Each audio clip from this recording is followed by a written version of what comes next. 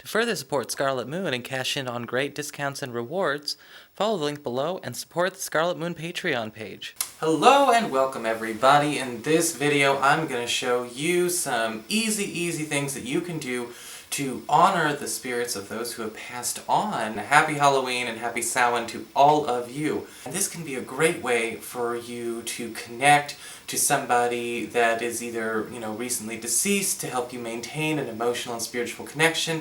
This can also be a way for you to honor your ancestors and anyone that you feel has always been a special spirit guiding light in your life. So there is no restriction to this. This can be people that you knew in life, your friends, family members, even your pets. Now, it doesn't have to be a big place and it doesn't have to be a big altar, but what you want to do is make sure that you're putting it in a place that is public. Alright, we don't want this to be hidden away, and it can be as simple or elaborate as you want it to be. Have fun, have a lot of fun with that, but we don't want it to be tucked into a private part of our space. The spirits of our loved ones want to come and visit where people would normally visit. Therefore, the kitchen, the dining room, and the living room are most ideal. When it comes to the placement, where should they go? Well, you can follow feng shui for some really good results. I like to keep mine in the front left or front right corners of my main living area. Now, when I say the front, it's based on the front or main entry wall. The front left or the front right corner is where you want to have your spirit altar. Another activity that you can do this holiday season is to actually make a dedicated candle. Alright, now you can do this, like if you do make candles, if you do make your own candles out of wax, you can definitely make scented candles of your own, and you can use any kind of jar, votive jar. I'm using a 7-day candle jar here, if you would like. You don't have to make your own candles though. All you need is one of these and a picture of the person that you would be dedicating the candle to, so that you will affix it to this. Now, we want this to look nice. We want this to look good.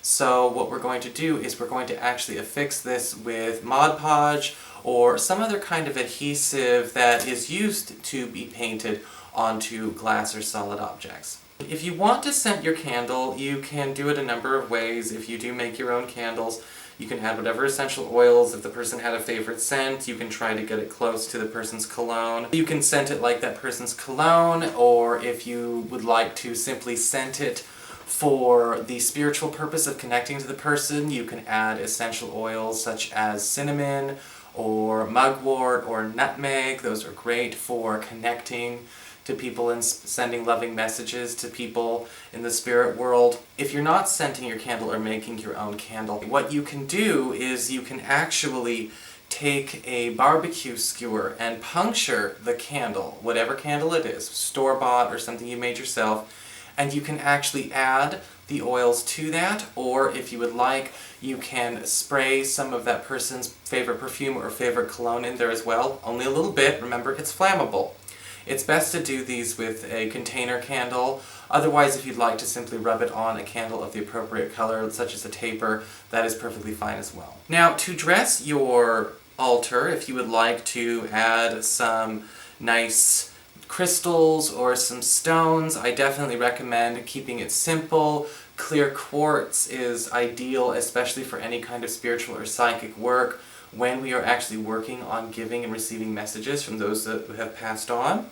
Selenite is also excellent for raising the vibrations of the space. It also lays down a very clean and protective aura. If you do have, any concerns about perhaps something unsavory or any concerns about making that kind of spirit contact, selenite is a very strong purifying stone. It very rarely needs to be cleansed or cleared. It does its job well.